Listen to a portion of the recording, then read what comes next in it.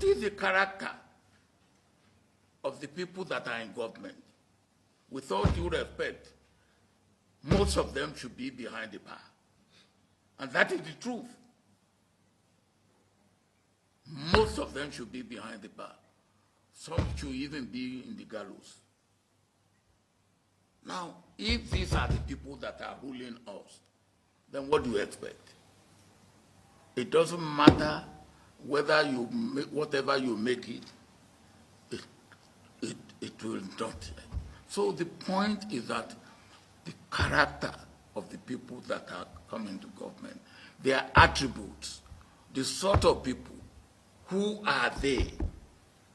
Look, in my own part of the world, even when you want to give a daughter to marriage, you say, hey, look at the background. What is the pedigree?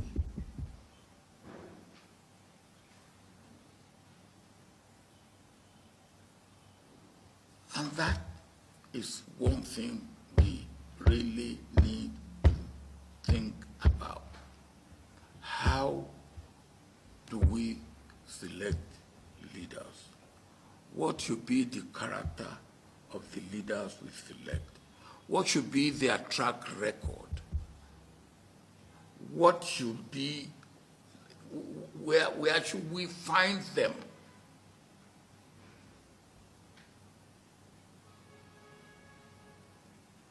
Are they role models?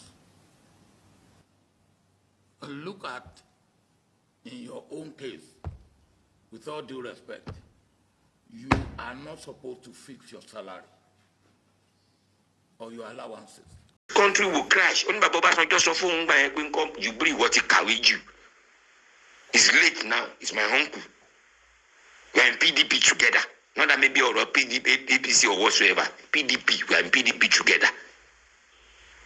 So Baba, I take a face the real facts. Many things they happen. Baba Obasanjo to mess it up. We are only just looking at it. We are looking at Nigeria in a manner to we're thinking maybe it's rosy. Ó ti pẹ́ tó ti ń dá ìbò díẹ̀díẹ̀. Ẹ̀yin náà ṣáà ṣáà gbọ́ngbà kan tí ìgbà kan ṣáà ní sọ ní òkóṣù nǹkan which way Nigeria, which way to go, Andrew no check out o. Nigeria go survive. Àtìgbà tí Nigeria ti ń bàjẹ́ mà nìyẹn. Tàwa ẹ̀ṣẹ̀ wa ń blame lórí nǹkan táwọn Buhari ṣe lórí nǹkan tó wà nílẹ̀ tó ti bà. Ẹ mọ̀ kàn tí Nigeria ti ń bàjẹ́. So bàbá yẹn ò ṣe anything fún wa o. He killed our economy the more by doing what? By putting. He was traveling to get more support so that he can remain in power. And while he was away, Atiku was selling to his fellow business friends. They were sharing money. And as at the time, Atiku ntankan, èèyàn mẹ́ta ló ń bá Obasanjo gba owó.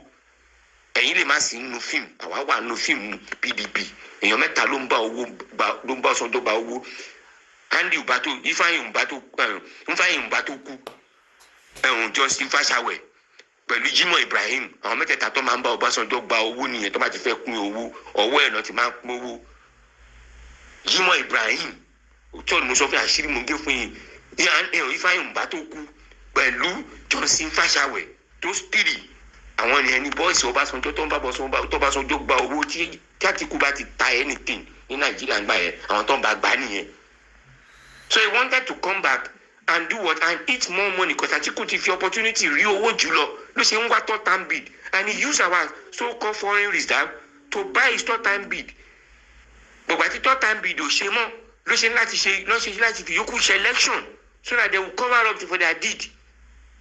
So that by the time Yaradua comes, everything will be covered. So gbogbo àwọn kìíní educate our sir. Again, sir, this man never did anything to help us out. He only came to kill the economy the more. Because he was a loyalist to the Hausas. He was a loyalist to the Fulanis. So, will help us out.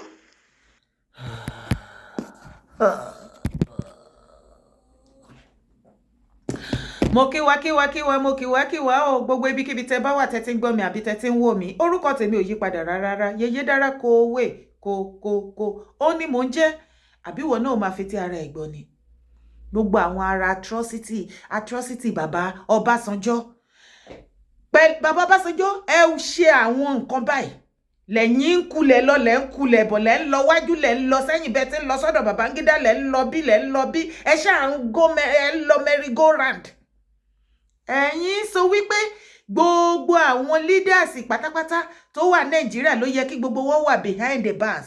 In fact, ó yẹ kán lọ jì wọ́n kán jù yín sínú àjàalẹ̀, including you, baba. As a matter of fact, you are the one number one tó máa lead the line up yẹn. Baba, abalájọ tí ẹ̀yin àtàtìkù tẹ́ fell apart, things fall apart. Abalájọ. So, gbogbo property Nigeria tí Atiku allege ni o, don't come for me. Allege ni o. Wọ́n ní gbogbo Atiku gbogbo property Nigeria tí Atiku tó tà ní under your watch as your vice. Baba, ẹjọ́ pín owó yẹn bàbá ṣí ni ẹjọ́ ṣani ní ṣíṣá. Ìṣàkúṣà tẹ́lẹ̀rán ṣẹ́ran lẹ́ṣá. Àbí? So, Jimoh Ibrahim wà lára àwọn tó máa ń bá ẹ̀yin gbaṣẹ́ àtìyẹn látọ̀dọ̀. Baba, tí mo bá tún rí yín tẹ́ bá tún kulẹ̀ tẹ́ bá tún sọ tẹ́ ń condemn páwọn kan àwọn leader kan ni wọ́n bàjẹ́, including you, sir. Abẹ́ ti gbàgbé ni bàbá Ọbásanjọ́ nígbà oníkàkí president nìyẹn, nígbà alágbádá 1,500 ẹ̀yin náà tó ní ẹjọ́ lọ́dọ̀ tí tèmi di only tí mo rí tẹ́ ṣe fún Nàìjíríà kò ju MTN tẹ́ gbé wá lọ. Lẹ́yìn yẹn kò sí nǹkan kan ẹlẹ́yin san debt lára debt Nàìjíríà gbogbo ẹ̀ náà la máa débẹ̀. Jimoh Ibrahim àbí kò ṣe the same Jimoh Ibrahim tí wọ́n contest fún presidency. The same Jimoh Ibrahim tí wọ́n seize private jet wọn tó ti gúnlẹ̀ sí tí ò sí nǹkan kan. Jimoh Ibrahim be dey get money that time o. Àbí mo parọ́ ni ìwọ tó bá follow situation Nigeria some years at least àti tó bí ẹ̀mejì sí mẹ́ta bẹ́ẹ̀ tó ti ń gbégbá pé àwọn náà fẹ́ di president. Owó burúkú sì wà lọ́wọ́ wọn gbà yẹn. Jimoh Ibrahim left right center. Ilé ayé ìgbà ló nígbà lò káṣá máa ṣe dáadáa. So àwọn ni wọ́n wà lára àwọn tó ń bá yín transport owó wọ́n ní ni o. Ẹ ti ẹ̀ wá dúró ná ẹ̀yin ọmọ ìran mi kí ló dé tó jẹ́ wípé everybody gbogbo yín tẹ́lẹ̀ wá láti ilẹ̀ Yorùbá for you to become even ordinary bóyá local government chairman bóyá even local government chairman wọ́n ní láti kọ́kọ́ lọ láìdí wọn ní north ẹ ní láti kọ́kọ́ ṣe ẹrú kẹsìgbà lábẹ́ Haúsá àti Fúlàní ṣé wọ́n ti fi ṣe yín ni ṣèbọn lórí adé ni wá ni àwọn eléyìí ti sórí adé dorí ẹrú o wọ́n ti gbádé orí wálé o wọ́n ti lọ ń korí wọ́n ti lọ ń jẹ fùrọ̀ ọmọ Fúlàní àti Haúsá. So without the support of Haúsá and Fúlàní ẹ̀yin Yorùbá bẹ́ẹ̀ lè ṣe sán lórí tẹ́ ẹ lọ́pọlọ tó ẹ lè become any political ẹ lè any political party kankan láì jẹ́ láti náà tẹ̀ wá pé wọ́n support yín ayé yín ti làbàskẹ́ṣì. Abalájọ tẹ́ sọ politics di wèrè mọ́ra yín lọ́wọ́ ní Nàìjíríà ẹ ti sọ di business do or die business ni gbọ́dọ̀ máa wá wo àánú wọn ò ṣe mí àwọn aráàlú ni àwọn aráàlú tó ń wò yín ni nǹkan tí ò yé mi nínú ọ̀rọ̀ yẹn ni wípé àwọn tó fìyà jẹ aráàlú òun làráàlú tí wọ́n support tó ń jà fún àní níbi tí ọ̀rọ̀ yìí tí mo wá sí mi tó mo wá jókòó mo sún sẹ́yìn báyìí mo fojú inú àtètè ta mo wò ó dáadáa pé what is happening gangan ṣẹ́jọ́ náà ló wá rọrùn láti rò bẹ́ẹ̀ yẹn ni mo wá rí wípé ọmọ Yorùbá ò tí ì ṣe tán.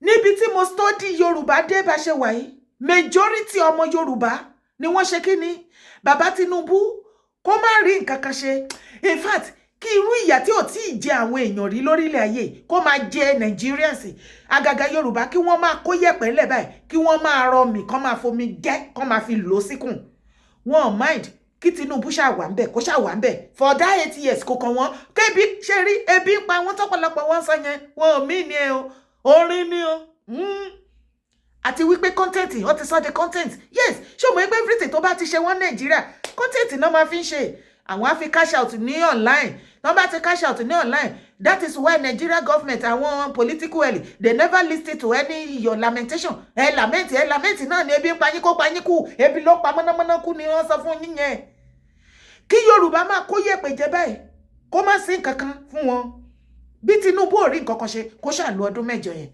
What is the way forward, Yorùbá?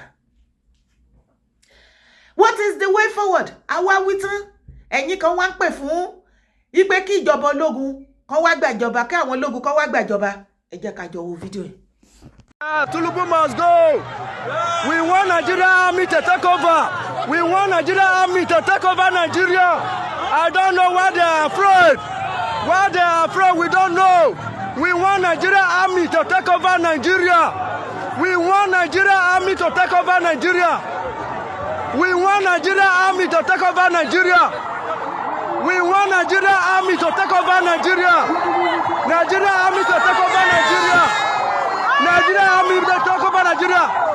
Make una take over Nigeria. Make una take over Nigeria. Make una take over Nigeria. So far done too much. So far done too much. So far done too much. So far done too much.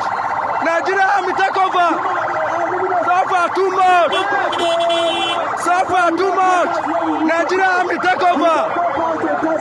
So far too much. Ṣé ti rí aláìmọ̀ yìí tó kàn nínú ọ̀rọ̀ wọn? Ẹ jọ̀ọ́, ṣé àwọn politician kí ni mo tẹ̀ sọ pé wọ́n ti unite lẹ́yìn lórí, wọ́n ti kó bá gbogbo Nàìjíríà ṣẹ̀tẹ̀ṣẹ̀. Even àwọn other African neighboring country tí wọ́n san lórí tó 20% in Nigerians, wọ́n lè gba wèrè táwa ń gbà ní Nàìjíríà sí Nàìjíríà ṣẹ̀tẹ̀ṣẹ̀. Yet online nìkan ló ìfura wọn ti máa ń lè fura wọn tó dẹ̀ máa ń lè online ó lójú o. Irú àwọn ọ̀rọ̀ báyìí àwọn òun fẹ́ gbọ́ òkò kan wọn o. Wọ́n like àti kan criticize àwọn oppressor wọn. That is one thing I realized about Yoruba. Yoruba ò kì í like kẹ́ criticize oppressor wọn. Àwọn tó oppress wọn, tó gbáyé wọn, tó fi ra ayé gbé fún ọmọ títí wọn. Bí irú wa ẹ bá bọ́ síta tá bá criticize wọn, ọ̀tá àwọn aráàlú tá ń jà fún onírú wa. Àwọn tó fìyà jẹ wọ́n yẹn, wọ́n gbà kí wọ́n máa bẹ̀ wọ́n fún àṣàmẹ́gun. Inú mi kàn dẹ̀ wá dùn. Àwọn politicians gan ò láṣàmẹ́gun tó fẹ́ fún yín mọ́. Egungun tó ń jù sílẹ̀ wà lẹ́yìn ìbọn jù fàjà ajá orí nǹkan kan. Ajá gan á fi akúrò mẹ́ni. Nígbà tájá gan tí òrò ń jẹjẹ tó ti kéegun lẹ́yìn ojú yín máa bó. So tí àwọn ológun bá ti wá gbàjọba yẹn, ìgbẹ̀yẹn lé bí ò ní pa yín mọ́ àbí? Ìgbà yẹn ni gbogbo nǹkan tẹ́ fẹ́ máa tẹ̀yìn lọ́wọ́. Ìyá gbogbo bí wọ́n ṣe ń sọ left right center wípé bàbá assure you, bàbá Buhari ó ti lu crude oil water till the next 2 years. Kò sí crude oil kankan tẹ́ fẹ́ tà débi tẹ́ máa rówó gbà bẹ́ẹ̀. Owó tí NNPC epo crude tí wọ́n ń tà, wọ́n ní kó bọ́ síta kó wá ṣàkáǹtì. World Bank gan ti ń wọ́ọ̀dì. Oh, mọ nǹkan tó ń jẹlẹ̀ Nàìjíríà, you don't know what is happening. World Bank báyìí ó dẹ̀ pọ̀ ti wá jí sáyé nínú situation Nàìjíríà báyìí. Àṣé wọ́n ti ta Nàìjíríà, àṣé World Bank ló ń rúlu Nàìjíríà. World Bank ti ń wọ́ ìdí NNPC báyìí. Wọ́n ní owó crude oil tó ń tà kan wá ṣàkáǹtì ẹ̀. Ibo lówó wà? Because World Bank tó ń yá Nàìjíríà sí lówó every now and then tí wà tèmi sọ pé kí ló tán kówó lẹ̀. Wọ́n ti yarí mọ́ wa lọ́wọ́ bẹ́yìn sí yín o. Wọ́n ní the only thing tó kù fún Nigerians nínú austerity, nínú ìyà ọ̀pọ̀pọ̀rìpọ̀ ti the next 15 years. Èmi àtàbà yín times by 2 in the next 30 years. Wọ́n ní yàtọ̀ fún owó crude oil tí àwọn NNPC tán ti tà sílẹ̀ tẹ́lẹ̀tẹ́lẹ̀ tán ti gbà, àti owó subsidy remover tí bàbá Tinubu ti kó. Òun nìkan ní Nàìjíríà ni wọ́n kàn fi survive fún yín. Ẹjọ́ NNPC wọ́n ti smile o. Wọ́n ti gbé mi. Ejò ti gbówó mi. Ìgbà tẹ́mi dẹ̀ máa gbọ́ from the north o, from a reliable source. Wọ́n ní àwa Yorùbá pẹ̀lẹ́ ti wá o. Àwa ní ìyá máa jẹ jù nínú màtá rògbòdìyàn tó wà lẹ̀. Wọ́n ní wò ìwọ tó lọ retí tó lọ́rẹ́ mú bàbá Tinubu bọ̀ wá ṣe kankan. Ẹ fún wa 2 years wọ́n ṣe kinní kan. Mo ti gbọ́ àárín ara wọn nìkan náà ti máa ṣí bàbá ṣí. Owó subsidy remover tán ní bàbá remove.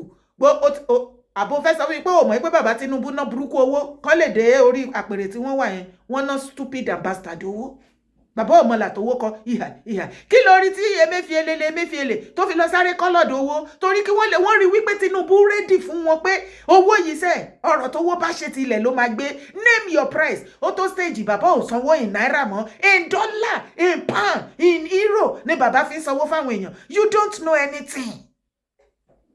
wọ́n ní owó subsidy gbogbo owó tí bàbá Tinubu ná pátá ní ìgbà election gbogbo ẹni bàbá ń kó báyìí o ló ń kó pamọ́ ló ń gé ní padà ibi bá mu ibẹ̀ yẹn wọ́n ti tax èkó gan gbèsèlè ìwọ lásgídì àbó tí gbọ́ mẹ́tì jẹ́ ń lọ bẹ̀ yẹn ṣé ó ti rí rẹ́rẹ́ ti rún so tí bàbá Tinubu àti family wọn bá ń sọ fún ẹ wípé fún wa ní 2 years 3 years kì í ṣe pé mo fi ń gbógun tì wọ́n èmi mò ń help ayé ẹ tó lọ ń remú wo ó máa remú èmi máa bó ni o àtàtà kí máa padà mú ẹni o ẹ̀yin tẹ̀dẹ̀ máa ní tí pressure máa mú gan máa pọ̀ gan ni torí you know what World Bank ti ṣe kí ni wọ́n ti táṣìírí World Bank ní má retí anything Nigeria economic reform ó máa take the next 50 years ó wà káàkiri online àti ìgbéjáde everybody ti gbà á bí ẹni gbàgbé ọtí yes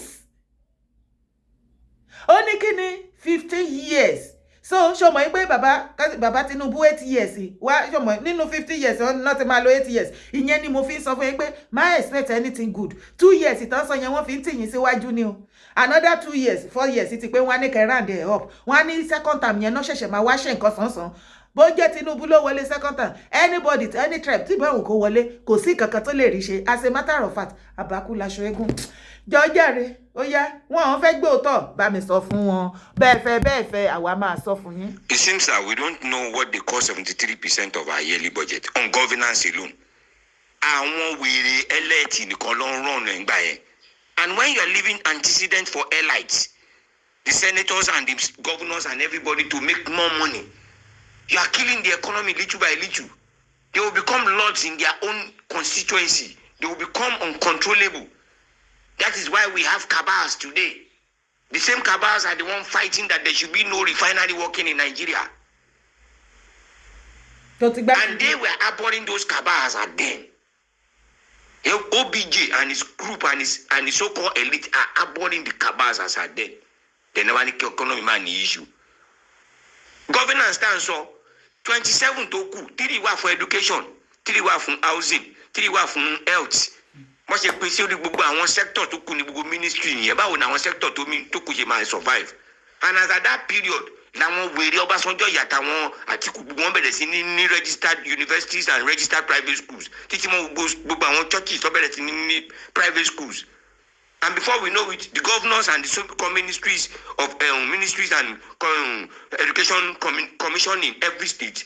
Everybody start taking the opportunity to open schools for themselves. Now we have dumped the government school to divert our attention into private schools. Ṣé o ti rí bí wọ́n ṣe bà yé educational system wa jẹ́? Ṣé o ti gbọ́ bí wọ́n ṣe bà yé educational system jẹ́ tí wọ́n sọ di business?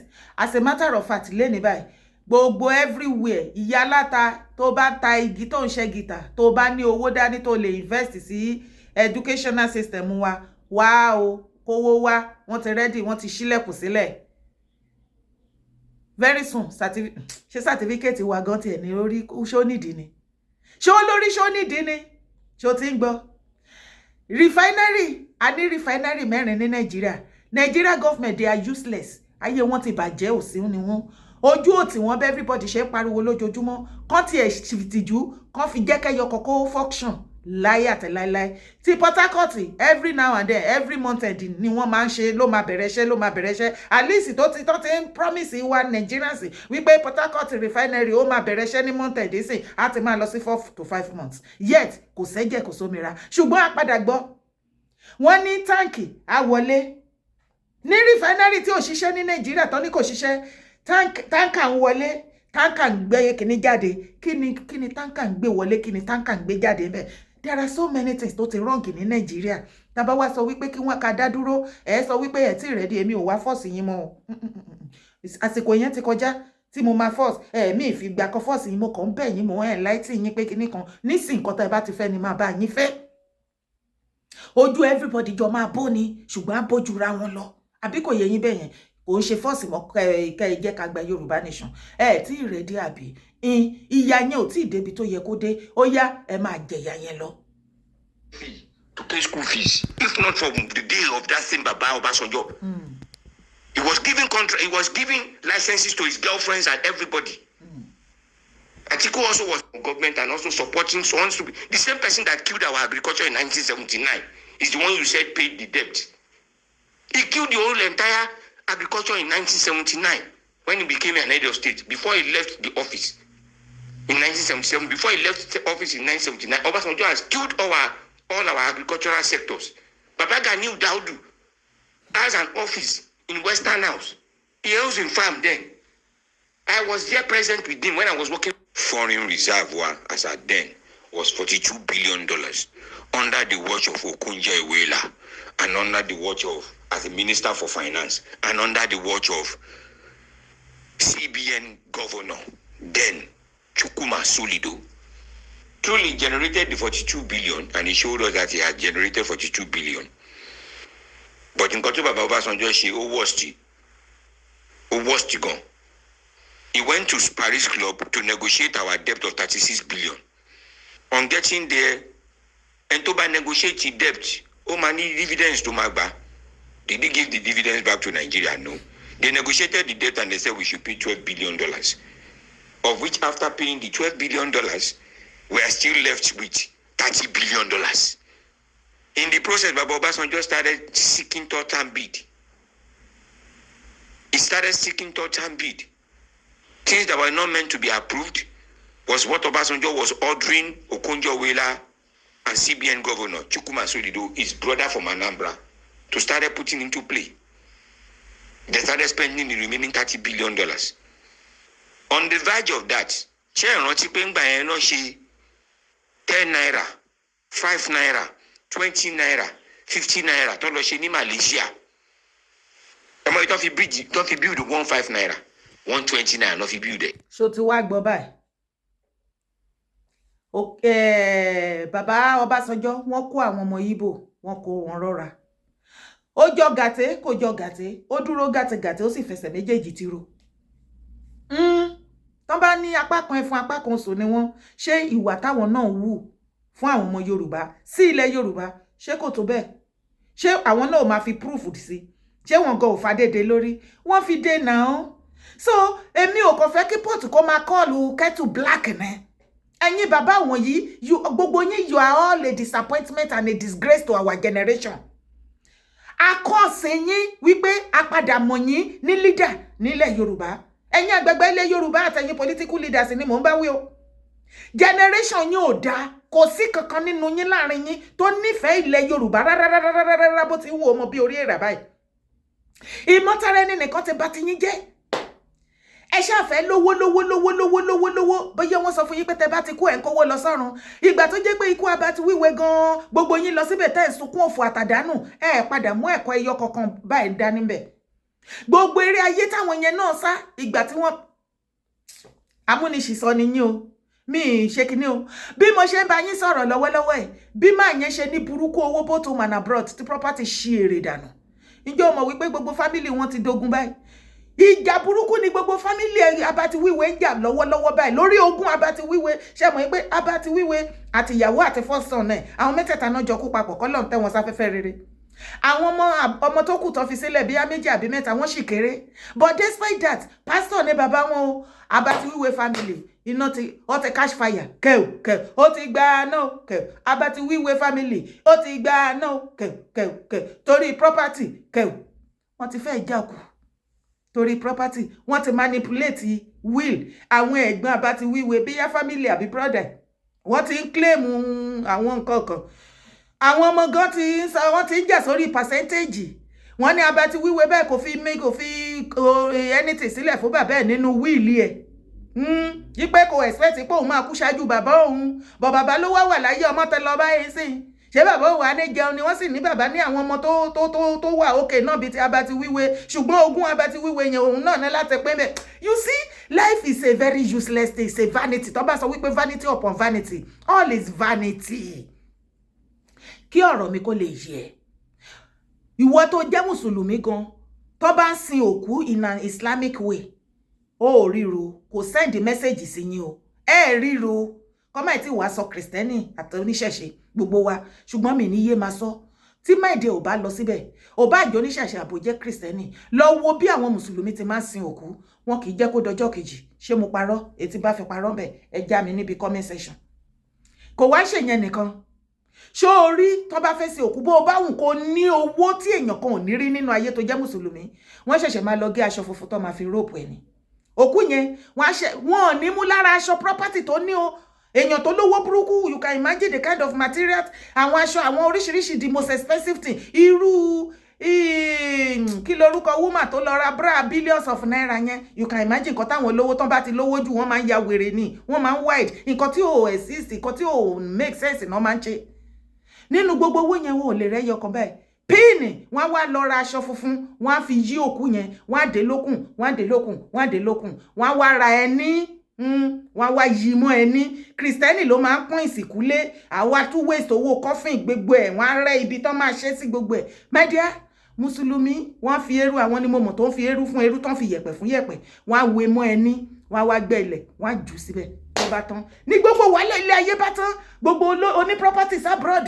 oní sí nàìjíríà oní plane 10 oní Rolls-Royce 100 ó sáàkì díìsì ìwọ nìkan ló ń dún ìwọ nìkan ni àtọmọ ẹ ti kó gbogbo property ti ràjọ fọmọ my dear ilé tá a fi tọmọ ìrì ló máa wo má gbàgbé ọ̀rọ̀ Abíọ́lá máa fi ṣí yín létí sẹ́ bí wọ́n ṣe ní owó tó ṣó yẹ kí a gbọ́ ní pé lára àwọn ọmọ Abíọ́lá ó ń kú dànù láì ní owó medication ṣó yẹ ká máa gbọ́ wípé àwọn ọmọ Abíọ́lá wọ́n ń jà sógún àwọn kan sì sógún wọ́n fẹ́ bójú ara wọn jẹ́ wọ́n gbéra wọn lọ kọ́ọ̀tù wọ́n fẹ́ máa rán ayé assassin síra wọn ìyẹn ló fi máa mọ̀ wípé gbogbo mapámapá ilé ayé ló mọ ẹ̀yin wọ̀nyí ẹ̀yin political elite ilẹ̀ Yorùbá ẹ ronú tiyín ti ta gbogbo nǹkan ilé ayé ti jọ yín lójú ẹ kó ṣì dànù anyway bàbá Ọbásanjọ́ gbogbo gàràgàrà yín ẹ jẹ́ kó lọ stop ẹ má ṣe bẹ́ẹ̀ ni wípé àmọ́ nǹkan tó ń ṣẹlẹ̀ information yín pọ̀ ńlẹ̀ ẹ lọ ṣọ́ra yín ẹ̀yin bàbá wọn yìí o torí ìsìn náà lọ́ máa bẹ̀rẹ̀ tì yín tẹ́ máa ní pé ṣe náà rí yín fín ẹ yé bẹ́ kiri bí oṣooṣù jàre kẹ́ lọ wábi jókòó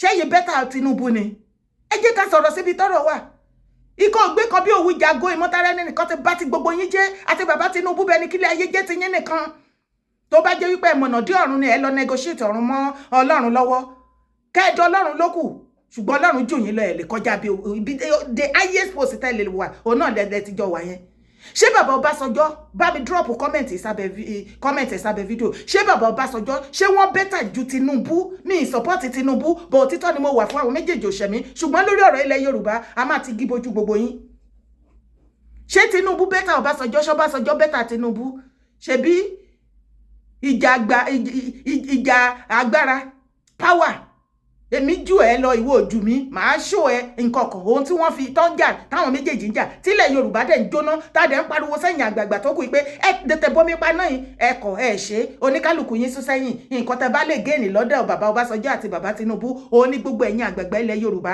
tẹ́ ẹ̀ sáré tẹ̀lé lẹ́yìn ẹ̀yin nu alájẹbánu àgbà tó jàjẹ ìwẹ̀yìn ẹ máa wù gbà yín délé ẹ ṣẹ̀sìn má gbàgbé láti bá mi pín fídíò káàkiri ó bá dọwọ́ ẹ̀ ṣé o ti bá mi subscribe sórí YouTube channel àbí ìwọ náà gbéná kárí ṣé o gbéná kárí ni torí lórí subscribe ẹyọ kan yẹn lòmíì máa ń bìlífì pé òun ló fẹ́ fi jẹ́yàn ilé ayé àwa ṣe báyìí ó jẹ́ gbélé ayé sílẹ̀ ilé ayé ò mà nira tó yẹn mi kẹ̀ kí ló kàn mí ìwọ tí ò rẹ̀ wálé ayé má yàjàre ò ní dálé ayé ṣe bá mi subscribe bá mi sọ fún family friends colleagues ẹ kọ́ bá mi subscribe sórí YouTube channel yes má gbàgbé láti bá mi like fídíò yìí má sì rò pé mi ìmọ̀ bóyá òun bínú mi ìmọ̀ ẹ́ iṣẹ́ tèmi ni mò ń ṣe bí fídíò yìí bá dọ́dọ̀ ẹ bá mi share jẹ́ ká jọ ṣí gbogbo àwọn èèyàn wa létí kó kàn ọ̀dọ̀ bàbá Tinubu àti bàbá Ọbásanjọ́ àti gbogbo àwọn àgbààgbà ilẹ̀ Yorùbá drop your comments ire o.